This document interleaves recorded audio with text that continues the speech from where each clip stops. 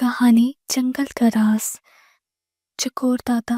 बच्चों, हमारे गांव के पास एक ऐसा जंगल है जहां एक राज छुपा है, मगर वो हर राज किसी को नहीं मिलता। सिर्फ बहादुर और समझदार बच्चे ही उसे ढूंढ सकते हैं।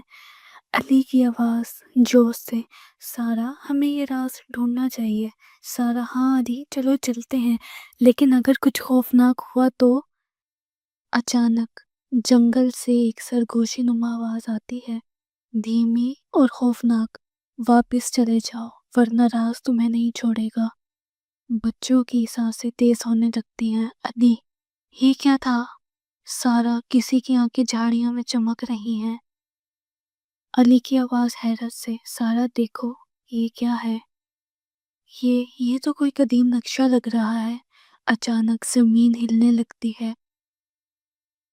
तुम बहुत करीब हो, राज बस कुछ ही दूर है। अली और सारा एक गार के सामने पहुंचते हैं। अचानक एक खौफनाक साया उनके सामने आ जाता है, गहरी और खौफनाक आवाज में, कौन हो तुम? जंगल के राज को क्यों खोज रहे हो? बच्चों के दिल की धड़कनें तेज होती हैं। सारा थोड़ा पीछे हटती है।